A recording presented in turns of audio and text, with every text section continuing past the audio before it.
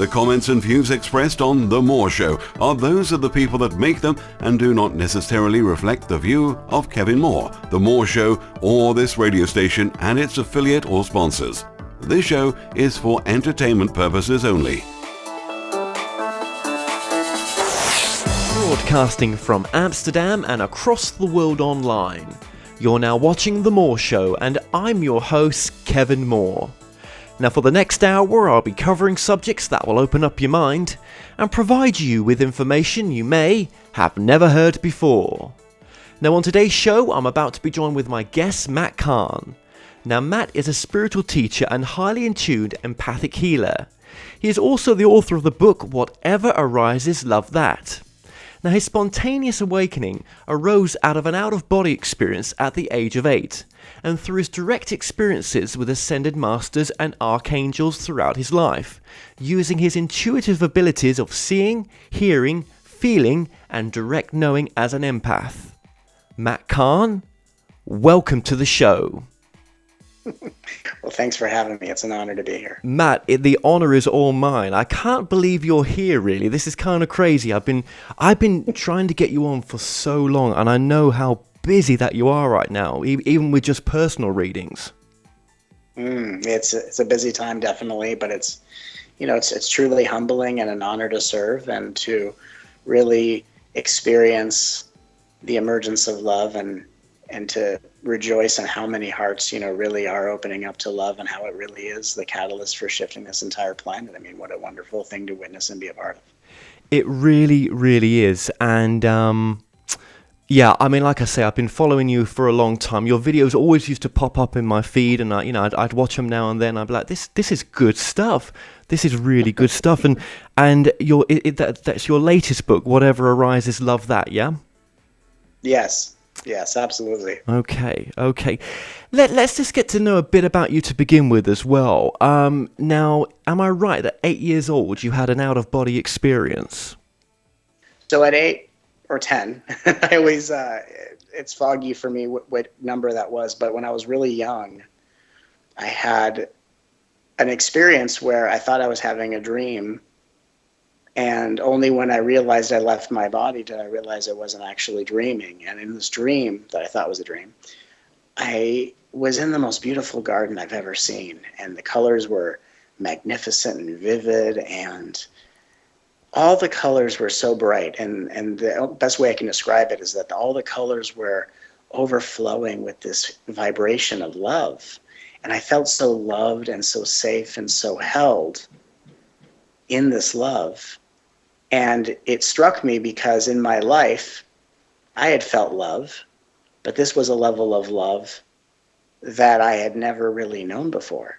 And so it was a truly profound experience. And I found myself walking through this beautiful garden overflowing with love. And I saw this being in front of me. And, he was about 20 feet in front of me. Now, before I noticed this being, what was interesting about walking through this field of flowers is I started to notice that I could feel what it was like for my young body to move through this very thick field of flowers. But then I noticed that I was noticing it while hovering above my body, hovering above the flowers. And then as I'm hovering above the flowers, I see this being in front of me about 20 feet away. White cloak, robe, kind of a outfit, dark hair, dark beard. And I didn't know who he was, but I felt a very deep familiarity and a kinship. And this being motioned me towards him, and I just froze. And about a few seconds later, I started floating towards this being. And as I got about 5 feet in front of this being, there was just pure white light glowing out of his eyes. And in my 8 or 10-year-old mind, I started thinking about, for some reason, scary movies when people would roll their eyes up into their heads. I don't know why I thought about that silly thought. But when I thought about that, it kind of broke the state of the experience, and I found myself falling through the field of flowers, falling through what were then clouds, and then falling back into my body. And only when I fell back into my body did I actually realize I left it, and I was, freezing cold and sweaty at the same time. It was a very, deeply impactful experience. And as I was just processing coming back into my body out of the corner of my eye. I saw in my doorway of my bedroom the same being, but then outlined in this white chalky energy motioning me towards him. And when I looked directly at him, he disappeared. And so from that moment of, let's call that a moment of activation or awakening, I began to have these senses or intuitions or knowings where I would know things without knowing why I'd know them. And it was really from that very vivid experience where my entire spiritual path opened up at a very early age, and of course leading me all the way here to be where I am, and of course so pleasantly to be here with you. No, it's beautiful to be in your company virtually right now. Trust me, it really is, and I'm sure this won't be the only time. Okay, so many questions then. So what led you into this path then of doing what you're doing now? How did you get into that? I mean, obviously you must have had a what some people would class as a day job at one point. How did you get into this full time, and what is your gifts as well? Well, my gifts as an intuitive is that I have the intuitive gifts of hearing, seeing, and feeling. So in any moment, I can have a feeling, and as an empath, the feeling, just as I feel it, will give me information that I share with people. And the gift of hearing means I can actually listen to the downloads of energy, and actually it's like the voice of spirit talking to me. And I have ongoing dialogues with the ascended masters and archangels, which, all of us have these gifts, and some of us have them in different combinations. Some of us just see, have vision. Some of us just feel as empaths. Some of us just hear.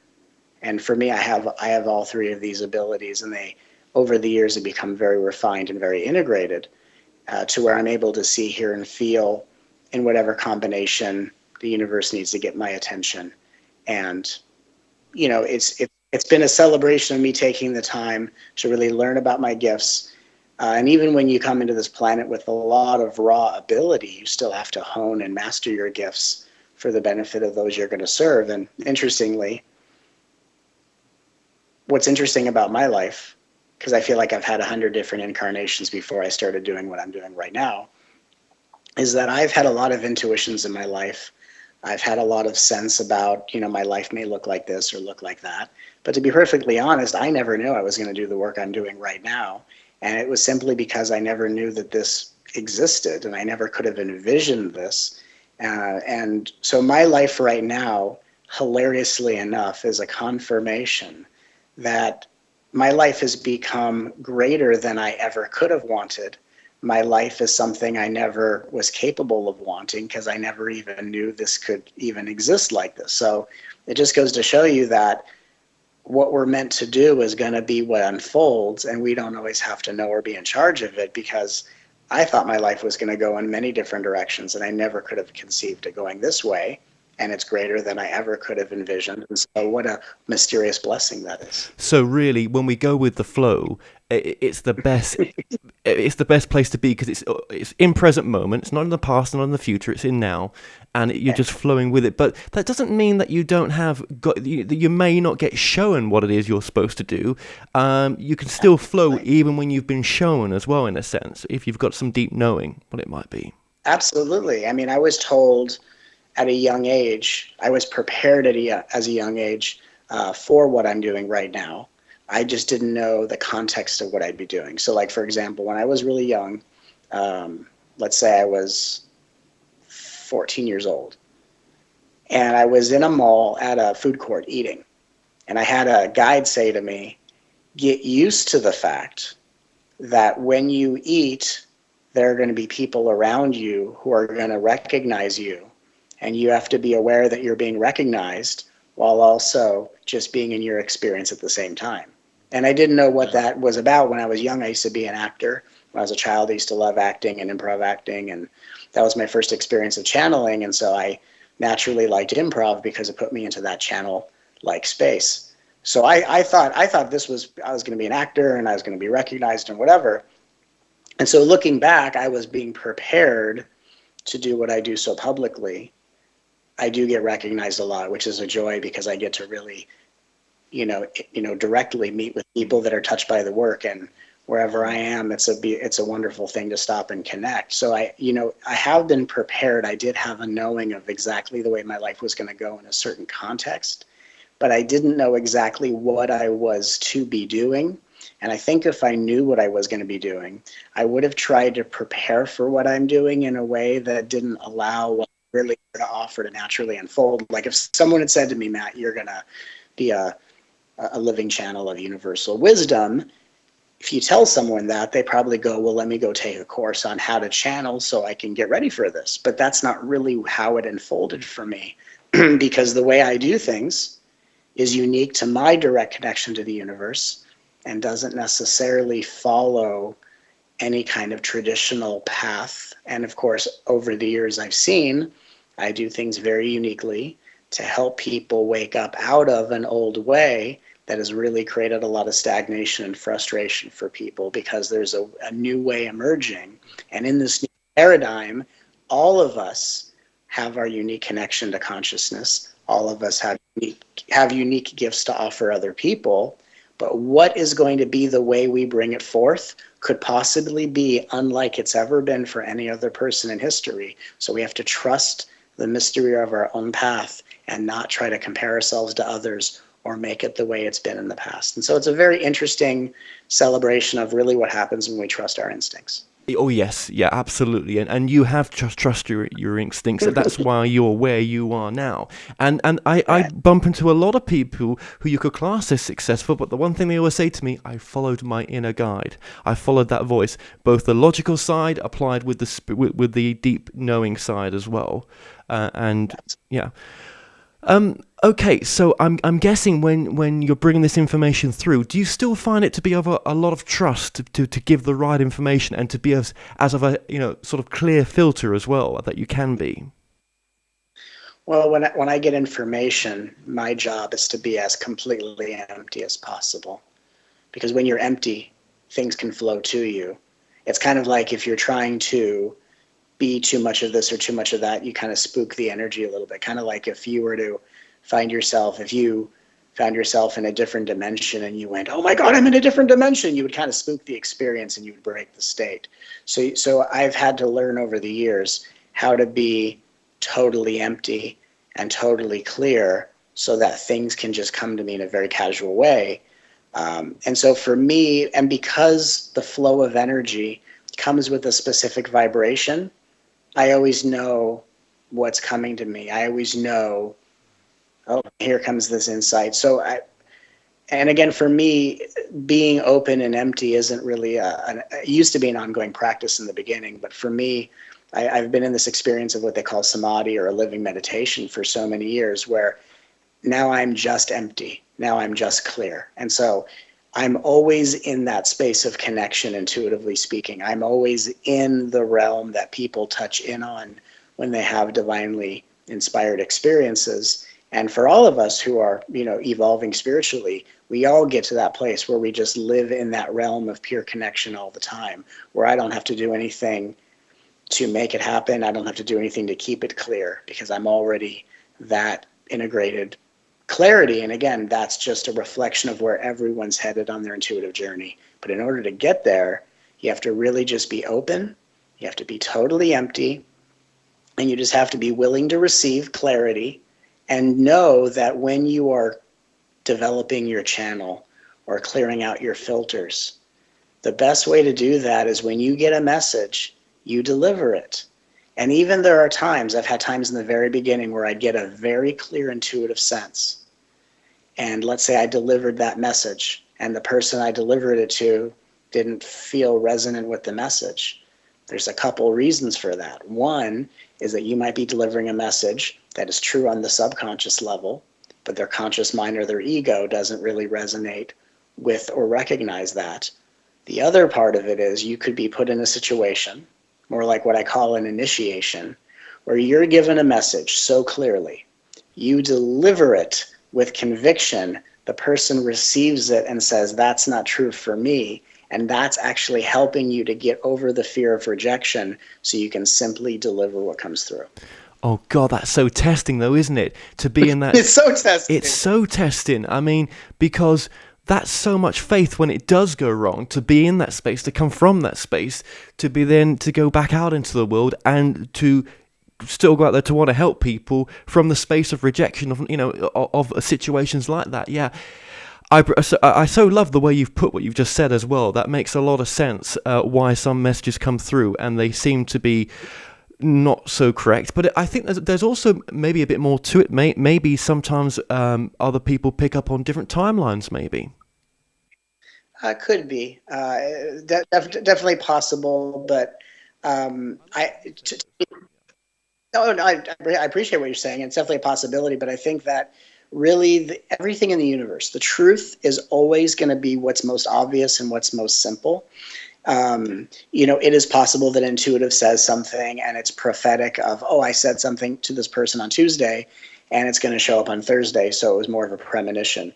But what I think is really fascinating, and I think this is really important for any person to hear, whether they're an evolving intuitive and they want to work as a healer or someone who just wants to be more intuitive in their own personal life, is that in the old way, and this is something I realized from the very beginning, and I'm so glad I learned this so early on, is that when there's a difference between the ego trying to be intuitive and one being the intuition of their soul's highest wisdom.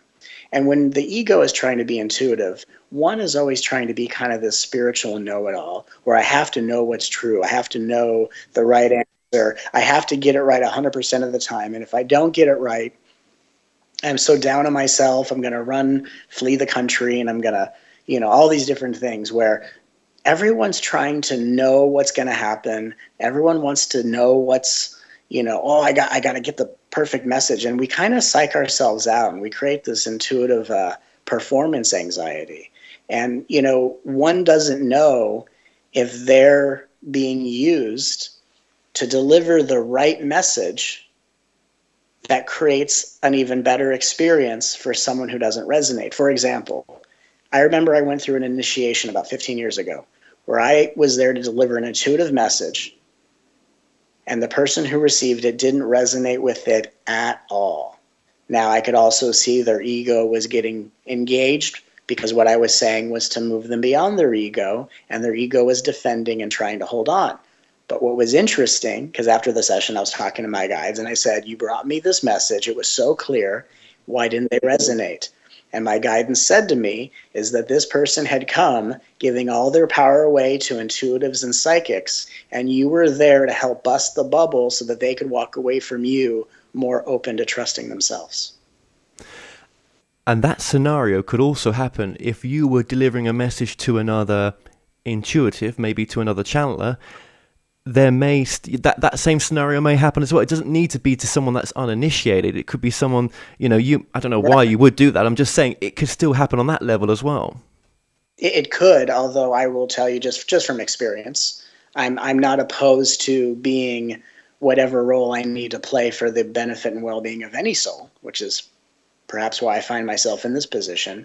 But after so many years of initiations and activations and really deep, profound, expansive experiences, and of course, integrating the ego as well, and then, really allowing the soul to be fully embodied. After all those experiences, in my current reality, I find myself in situations where everything that comes to me is exactly what people need to hear. Everything I write, that I put in my book or I post on Facebook, literally at that moment somehow becomes exactly what anyone who reads it needs to hear. And so for me, I find myself living in a world of rather humbling perfection as a reflection of all of what has become so aligned in me after all these years. So I certainly am not opposed to playing any role for the benefit of any being, but in my experience, things have gotten rather precise, and it took some time to actually get used to it. I mean, we all want to live in a life of perfection, But when that perfection starts to really flow into your reality on a daily basis, a momentary basis, where everything is occurring in such absolute exact perfection, it does take time to psychologically adjust and to relax into it. And so, it's again, every stage of the journey has been such a gift for me. Absolutely, and it's beautiful what you're sharing as well, and I really appreciate this. Okay, and when you say you're connecting to your guides and the archangels and other words that you personified, these are just words, aren't they? I mean, would you be surprised that what you're connecting to, that we can all connect to, is even it's beyond our understanding? It's not what we think it is. It's even greater than that. And the reality of heaven, it's just a word. It's even greater than we understand. It's beyond our current understanding. No matter what books are out there, that's only touched on surface level, maybe not even that. What I would say, in a very paradoxical way, is that reality is beyond our understanding. However, what's beyond our understanding is our understanding itself. So the dream of understanding is when you are a character trying to have the object of understanding. There's something you're trying to grasp. Like when someone doesn't understand, they go, I can't grasp that. It's because they're trying to it's because people have been conditioned to think understanding is an object called understanding, instead of the very thing that's beyond your comprehension is the simplicity of your comprehension itself. What's beyond your understanding is your understanding. So when you are your understanding, you're no longer someone trying to grip or grasp the object of understanding or clarity. You simply are clarity. You are clarity in motion. You are consciousness in form, not someone trying to understand it, not someone trying to find it. And so that's what awakening is really about, is about you are that, not the one who's trying to figure that out. Yeah, you are the universe inside. In a sense, you are the everything. Absolutely. Yeah. Absolutely. And when I say, by the way, when I say my guides are representations of various dimensions which contain information that is delivered to me, that I deliver to people to create healings and moments of transformation. Yeah. The guides are a manifestation of the one. The one is the entire universe, and I am that one. So I am, I use these words to describe the experience of what's happening. At the same time, my experience is that the guides, this body, the entire universe, and even the beings that I'm interacting with are all that one, and yet there is still the respect of honoring and serving the play in all of its individuated and individual expressions. Yeah, and that's quite a bit to get your head around as well, in the sense, because if you considered as well that maybe when we cross over, and these are just words, that maybe there's infinite levels to go to. But I'm sure we're so desperate just to come back to this one. But there are maybe infinite levels in that oneness to go to, in a sense, that we can climb a ladder and go to other places. But I think it's very important in every interview to bring it back to now. Here is where me and you are right now on this physical plane, and here is where we've chosen to be. So to get too lost in where we go and what it's all about is not going to help the moment right now too much forever, is it? We need some healing now, don't we? Most of us. I would say, just to open up the exploration, let's ask ourselves this question. Does the moment mind whether our focus is on the moment or on some other aspect of the moment? Meaning, we often tell ourselves, I'm just going to be here right now. Instead of the future, instead of the past, I'm going to be here right now. But then that quickly becomes like rules for a spiritual ego to follow. What if we could take a very simple exploration into the heart of awakening and actually say, wow, this moment doesn't mind what I focus on or where my attention goes. Part of the realization is that the present moment is not a place you can actually enter or be. The present moment is actually a place you can't escape. So it's not about trying to get in the present moment, but actually seeing you can't get out of the present moment. That even if you were to use your imagination to go to the past or the future, your body would always be in the now, and the now experience would always be whatever you're focusing on. So in the beginning, there's this, I got to get in the present moment, and it becomes the next thing to do, just like I got to accept what is, I have to forgive, I have to be in the present moment. But that kind of undermines the loving intelligence of the universe, where the simplicity of the insight is not I should be in the present moment. The simplicity is the present moment is what I can't avoid. And then we're actually being the present moment, not a person trying to get there or trying to make sure they're staying there. Well, okay, and I love it when someone like yourself comes on and gives an alternative truth to truth that's already out there, adds something new to it. That's what I'm all about as well, and you just have there, and that's a different way to what anyone else out there says it, and it's very encouraging to hear something new like that. So thank you. You're welcome. Yeah, that's deep. Maybe I don't like the present moment as it is all the time. I accept it. So let's get into this teaching of whatever arises, love that. That whatever arises, love that. They are some of the most powerful words. You channeled this, yeah? Mm-hmm. Absolutely. I mean, everything I say, even what I say with you right now, what I say in my personal life on stage is all coming through from the universe. I live as what's called an open channel, which means it's not just like I move.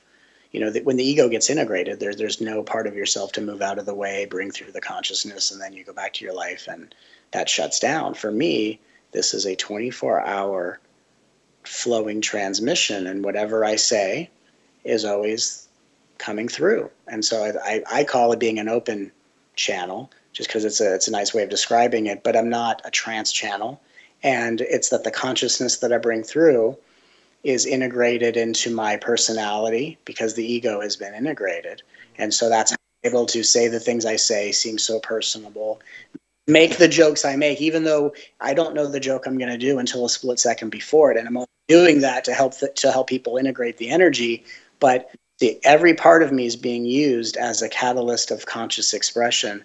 And so it's a living transmission. And again, it's just how my life has been for many years, And I'm just sorry to butt in. I hate butting into Matt Kahn, right? But I just know what time we're on, and it's beautiful everything you're saying. But before we go into whatever arises, love that something you've just touched upon there as well, which I think is important. We've talked about everyone has their own answer in a sense. You can go within and find the answer yourself. You don't need any third party, but it's nice to have one sometimes because it just when you are a bit lost, it will help you out. Most definitely, that's what the gift's there for.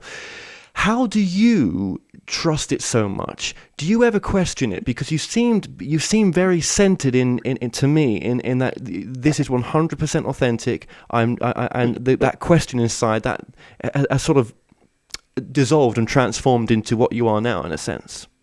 Mm-hmm. Well, the doubt of the information is an aspect of ego that is yet to be integrated. And so the ego, for most of us, most people don't have narcissistic egos. Most people have inferior egos, which means they have an ego structure, especially energetically sensitive souls on the spiritual journey. Most beings have inferior egos, which means their ego structure is fed by feeling bad. So an ego can't trust intuition because that wouldn't feed it what it is fed by, which is feeling bad. So once you've integrated your ego, there's no longer a need to feel bad all the time because that which is fed by that gets integrated, and then you're able to trust the information. So I think the really the difficult thing is that people are trying to have faith and using the ego to try to accomplish it instead of saying, well, if I can integrate my ego, and of course that's whatever arises, love that, is how we integrate the ego in the most loving, heart-centered way, so that instead of trying to trust, we are trust. Instead of trying to have faith, we are faith. Instead of trying to be loving, we are loving. Instead of trying to be patient, we are patience. So it's the process of whatever arises, love that, which again is something that came to me from the universe, as a step-by-step process that helps beings to integrate their ego so that their body can be a container to fully embody the light of their soul, and then they can be their highest qualities of divine attributes instead of trying to get the ego that is fed by feeling bad about itself to try to work hard to accomplish what only comes through when the ego is integrated with love. Thank you for that. Thank you. Okay, so let's get back to whatever arises, love that. Now, I've been using this throughout my days sometimes because I was meant to interview you many weeks ago, and of course it never happened. But because it never happened, I had to embrace that teaching, because the day I was going to interview you was the day that I just moved to Amsterdam, and I was not in a great state. And I'm glad it didn't happen.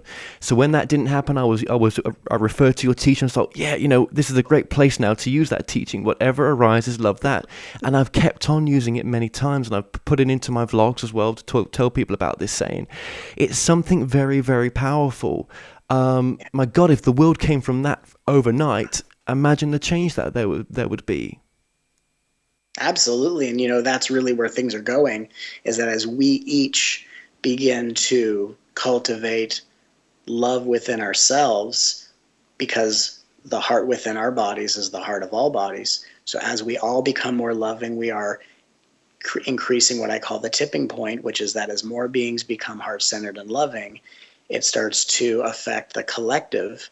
And as more heart-centered beings live on this planet, the collective shifts into that loving vibration through what I call the tipping point. And so when we think about loving what arises, it is simply reuniting. That's a good word I'll use. Reuniting with the universe.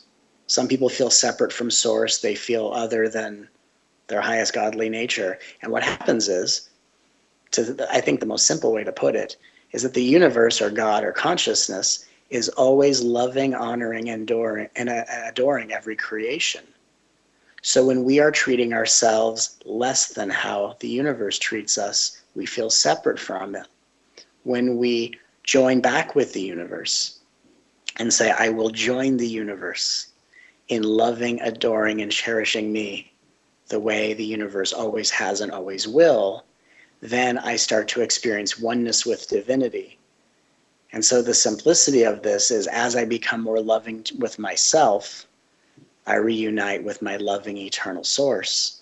And when I feel the most at odds with life or separate from divinity, it's because divinity is always loving and honoring who I am, and I may be treating myself less than that.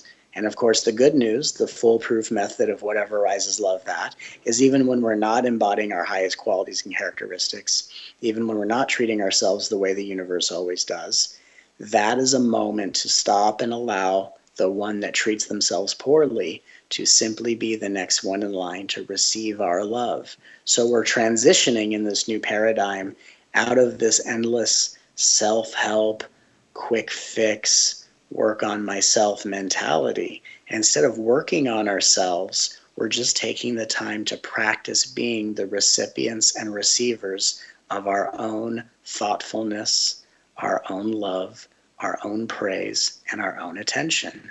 And as we do that, the ego integrates, our highest powers, intuitive abilities activate, and we become divinity in form, not a person in pursuit of divinity or a person feeling separate from the divine. So this is how we become the divine, and that becomes our contribution to helping the world recognize its divinity and, of course, manifest heaven on this earth plane. Okay, here's a bit of a side question as well. What do you think about people that talk about transforming the emotional issues, that all the issues on this planet really are down to emotional issues that we have, that we haven't healed? Right. Well, and then we would say, let's even go under that and say, okay, if there are emotional issues, which I agree with that statement, but why are there emotional issues? Emotional issues are manifestations that only arise in the absence of love to get the attention of the one who is absent from their love, saying this manifestation, this emotional issue, is begging for your loving attention. And as you give love to that which is calling out to your attention, not only does the emotional issue dissolve, but your highest qualities come to life. So I would say that's true, that, emotional issues are a source, but underneath that source of emotional issue is simply the invitation, the remembrance, the desire to be loved. So it's as if through these issues we are calling out for our own loving attention. But if we're spending too much time trying to figure out or solve our emotional issues, we're focusing too much on the problem and not becoming the solution. So of course, the purpose of me writing Whatever Rises, Love That is to teach beings all over the world, no matter where you live, no matter what circumstances you're in, how do you become this spiritual solution without being overwhelmed or lost in the details of the problem. Okay, absolutely. I mean, I suppose people in third world countries and the poor parts of those countries as well, they do embrace, unbeknown to them, some of these teachings, don't they? Because they are they're very happy with some of them, with where they're at, and compared to some people in America or England or Europe, people can have a lot and be very unhappy, can't they? It's interesting. I think it's interesting that, and again, there's, you can't generalize because everyone's having their own unique experience, but it is interesting how content one can be with less, and that in a modern day society, to have so much in comparison to those that have so little, and yet those that have more than others tend to be less happy than others. And again, that's not always the case. That's just an interesting point to make. So I think what's interesting is that when we simplify, right? When we simplify, we're able to make the most out of our lives with what we have. And we don't need a lot of anything in order to simplify. We just need to make the most of of what we've been given. So I think when we look at people in different countries, their content or happiness is because their lives are rather simple.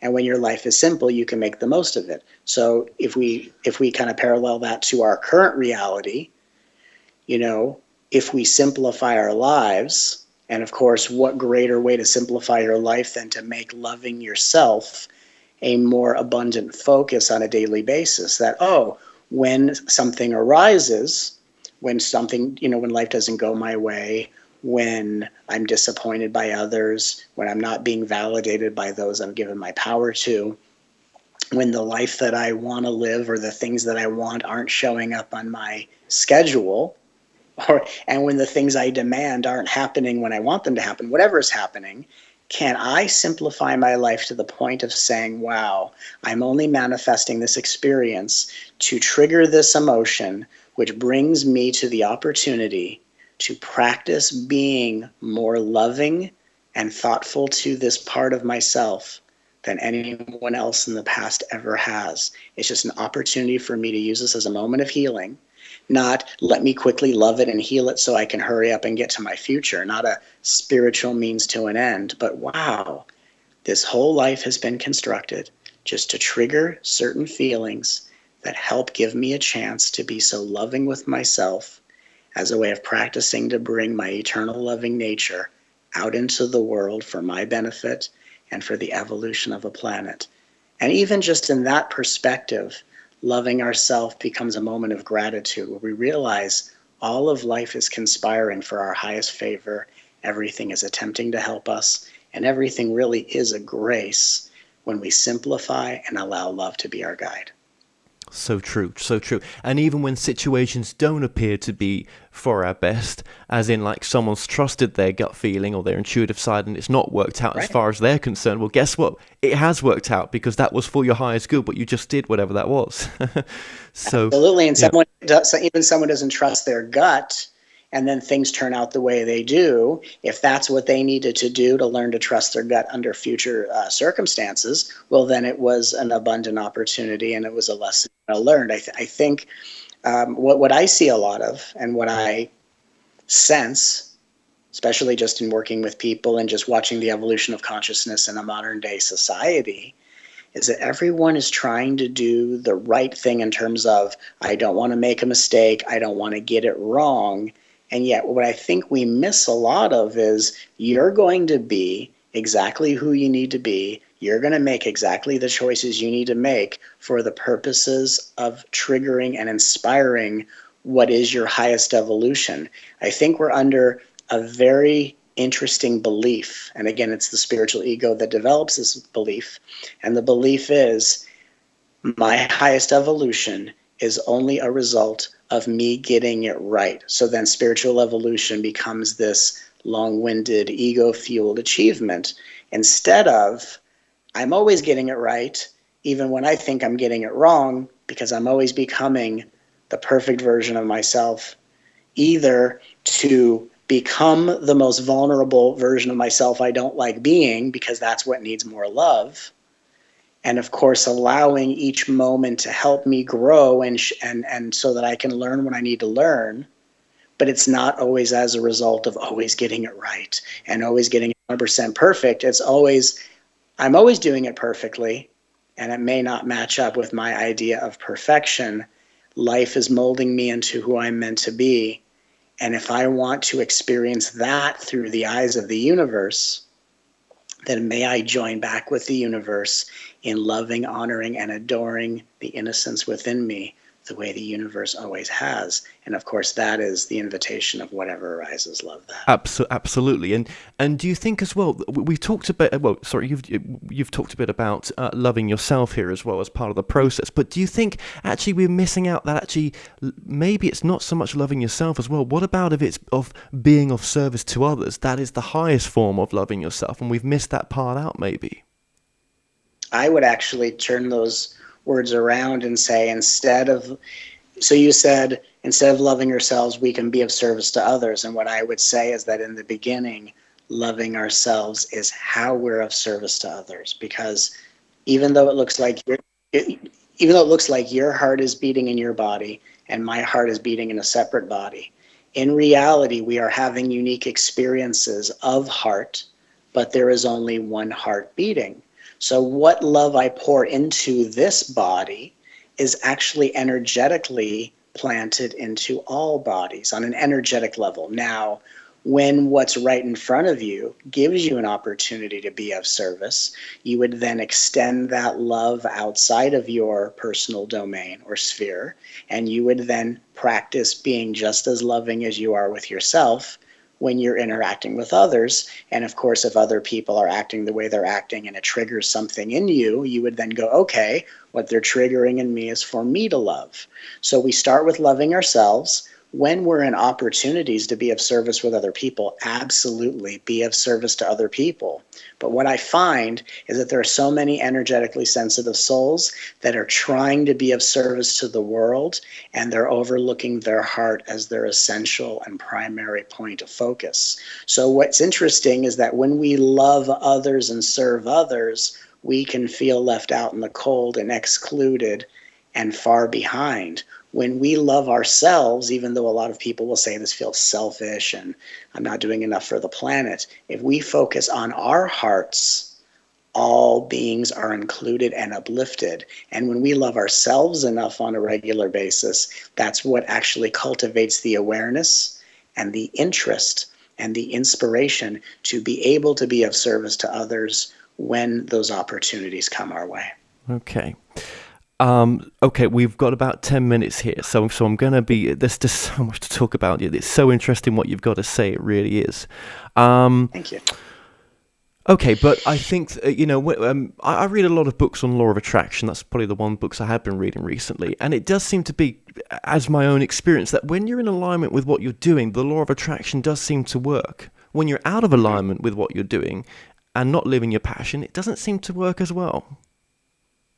Don't know if you noticed that. Let's talk about that. Let's have an opportunity to look at the law of attraction in a different way. Because I'll share with you something that I've learned about the law of attraction. And in my life, I happen to be someone who's very good at manifesting. But here's what I can share with you. And let's just kind of, just as like a what if. Everything's healthier if it's a what if. So let me give you two different examples, and I think you'll see where I'm going with this. So there is a person who is about to get in their car and go to the grocery store. And they say to themselves, I, as the creator of my reality, manifest the perfect parking space in front of the grocery store for me to park. And they go to the grocery store, they pull into the parking lot, and just as they pull into the parking lot, someone is pulling out of that front space for them. And they said, see, I created it, I manifested it, and there it was. Now, in a different dimension, the person didn't say, I create that parking space. They get in their car, they drive to the grocery store, and just as they get there, someone pulls out of that front space and they take the same spot. And they say, look at my great luck, look at my great fortune. I showed up at the perfect time for that parking space. Now, what I think is interesting about the law of attraction is that there's a belief that says things don't exist until I, and it's a lot of times the ego, till I say it is so. I say it is so, I declare it, I want it, I desire it, and then it comes to me.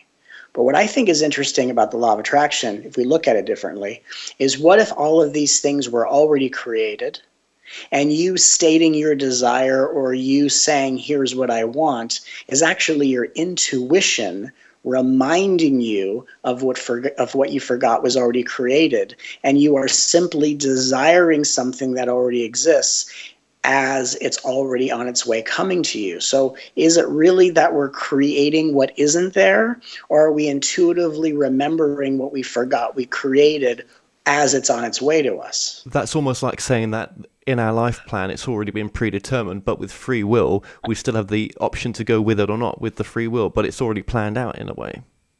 I would say that we don't even have the option to go with it or not. We have the option to determine the quality of the journey, meaning you and I can sit in a movie theater and watch a movie together.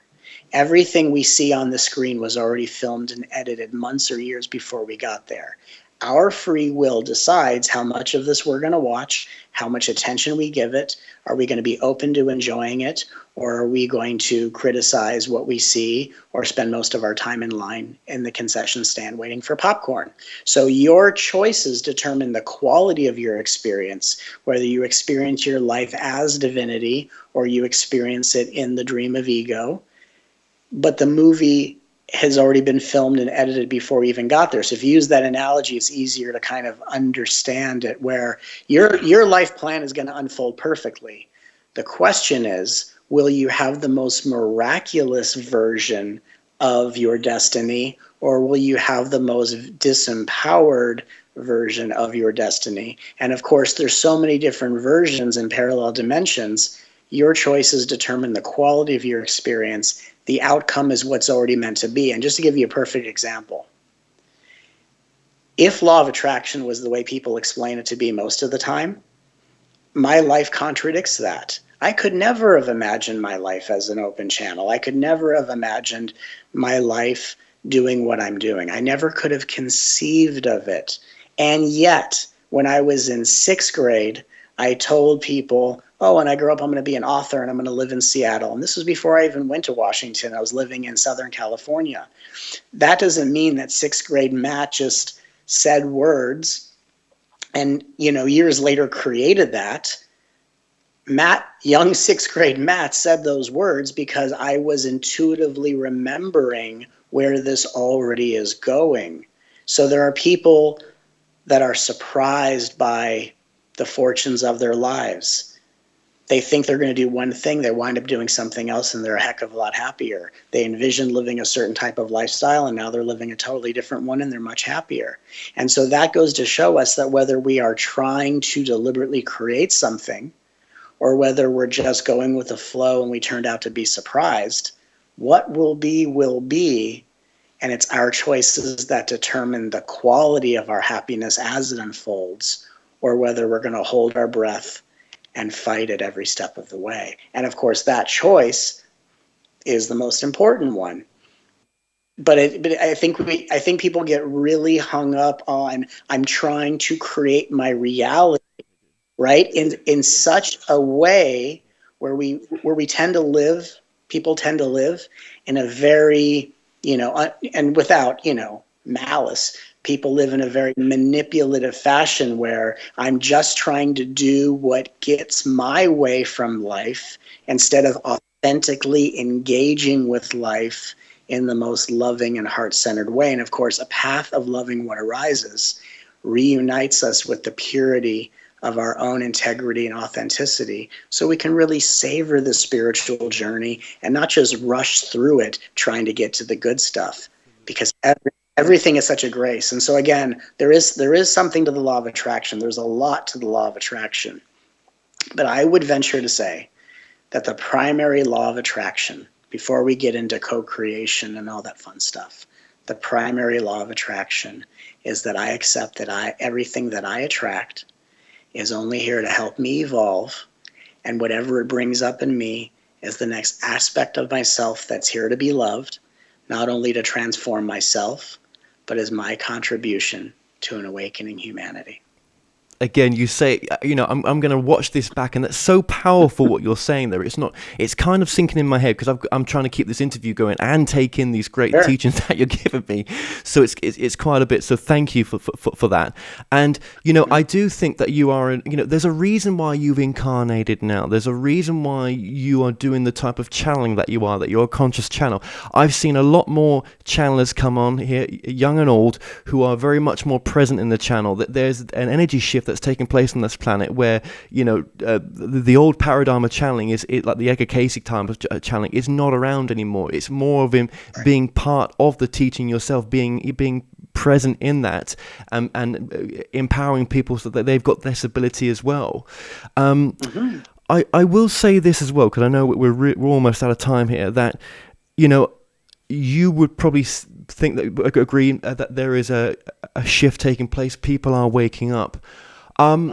Is the world is in a bad place? Let's not fool ourselves. The world is not in a great place. You speak to most psychics, genuine psychics. They've got their finger on the pulse, and they'll say the same thing and agree with that.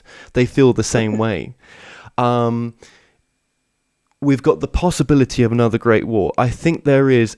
Without talking doom and gloom or trying to manifest what's not already there, this is a time, I channel as well, and it keeps coming through my channeling to say that this is a time of great change.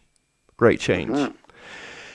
Now that could be quite painful in some respects. Are we as a spiritual community coming together enough, all of us, the bigwigs in this spiritual community, coming together enough to avert something that may be avertible, in a sense, if we were to show people that coming together and actually there's a spiritual solution to the politics out there? Well, I appreciate what you're saying. And so here's something that I see that seems to be missing from that conversation. And what's missing is, why aren't people coming together to energetically create the shift that can avert these things? The reason is that people cannot externally come together until all the pieces come together within each individual. So, if for you or anyone watching this wants to contribute to manifesting the highest possibility in the least destructive and catastrophic way, then our dedication to loving our hearts to bring all these pieces together, when all the pieces, or as the pieces come together within us, the wholeness that we cultivate by loving our hearts on a daily basis then becomes the energy, the magnetism that brings whole individuals together to manifest the external change that reflects the change that has happened on an individual level. So just like when we look at things like Occupy Wall Street, or things where people have a good idea, but it doesn't really facilitate the right amount of change and progress. It's because the people that are trying to come together are coming together and bringing all of their fragments into the coming together. So the spiritual journey, in terms of helping to transform reality from the inside out, starts as an individual journey. I, or you, or any individual watching this, declares that they are going to love their heart each day more than they ever have before, not trying to make too lofty of an intention, but may I love myself more, not less. And every time I love myself, I'm loving all hearts. And as all the pieces start to come together, and as love resolves all conflicts and heals all wounds inside of us, that wholeness within us, the bringing together of all the aspects of self, starts to magnetically bring to us all other whole beings who are whole in themselves. And then when whole beings manifest whole beings, now we're ready to start doing things on a community level to manifest greater change. But we can't come together when we are individually fragmented. We have to heal and come together in love. And as we come into love, then we're drawn towards those who we can align with and create that kind of progress. So we have to do this work from the inside out. Of course, if we're in a position and we see something outside of ourselves and there can be some coming together in the name of love and consciousness, absolutely. But we have to first resolve the wounds within our own hearts so that the things we attempt to do externally can have a conscious, loving, and harmonious effect for our generation, future generations, for all beings. I absolutely agree with everything you've got to say just there. Yeah. But okay, so we're going through that process, but in the meantime, there's World War III on the doorstep, and we're not in charge of that.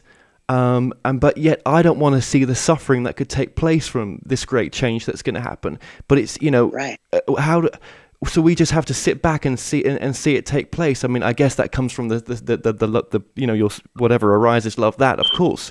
But there must be something that we can do. How do we get through to the people that are in bloody charge to realize that they're coming from the wrong space? I mean, I'm not trying to make doom and gloom that's not there. I'm just being practical on what's actually out there right now happening. Sure. Well, here's the invitation. To focus on those who are not getting it is a moment when you are looking away from loving your heart. The you that is afraid of people who may suffer before they awaken, the you that doesn't want people to suffer, and I appreciate that, is what needs to be loved next. So can we use this moment as an opportunity to say, instead of looking at who doesn't get it, instead of looking out there and pointing our fingers to who is either making the problem or not a part of the solution, can I actually turn my attention inward and make my heart its point of focus? Because when you talk about, again, what you're talking about, and I understand what you're seeing, and I also see what's happening, and I see it unfolding very differently, not necessarily as catastrophic, even though I hope not. I hope not. Yeah, well, I mean, I truly see it unfolding differently. However, in this moment, if you want to participate in creating a more loving planet, then the earth is your heart, and your consciousness is the divine that turns inward towards that planet and helps to ensure its benevolent evolution by you being that which fills it with love. Because we either love ourselves or we focus on the problem, and we cannot do two things at once. But this is not, I love myself to deny the problem. This isn't positive thinking to deny negativity. We're not denying anything. We accept what is the opportunity in the moment. But when you stop to love yourself right now, you are no longer focused on the problem. You are focused on becoming the solution. And that is the greatest contribution that we all make, one moment at a time. And what could come from that space when you enter into that space that you're just describing there could be the aha moment of what you came here to do. For myself, I think I'm going to open up one day in the future a 24/7 TV channel that's going to look at the news from a spiritual perspective. Wonderful. Yeah. Wonderful. But That's a beautiful vision, and I bless you with the ability to create that. But what I would invite you to perhaps sense, or even just to open up to in this moment, is right now what happens when your attention goes to your heart as your single greatest contribution to resolving the pain and suffering of this world. The only way for you to give all of your life to help this planet evolve in the most benevolent way is when this moment, and it could become future moments, is dedicated to you loving yourself and nothing else. That's when you become the solution, and you may be the first one liberated from the despair of the problem. But once you are liberated from that problem, you become a living transmission that can free others from that problem as well, which is kind of how my path evolved. So this is about, again, and you and I are having this conversation about love. You obviously resonate with love. Love for you is an option, but love for you is not the only option. And for me, there is no other option other than love. And as far as I'm concerned, this is all going to unfold far more miraculously than anyone can ever envision. And that doesn't mean that there isn't going to be pain. It doesn't mean that there isn't going to be growth. It doesn't mean that there might not be changes and surprises. But what it means is that love is going to lead each of us through this journey when love is our only option. And that's my invitation to you. Love is your only option. And that's the message I shall spread on the news network when I do it one day. That will be the end goal for it, most definitely. There is Good. no other end goal. Yeah. And I would say, do not wait for your news channel to spread that message. Let your heart be the first place you spread that message.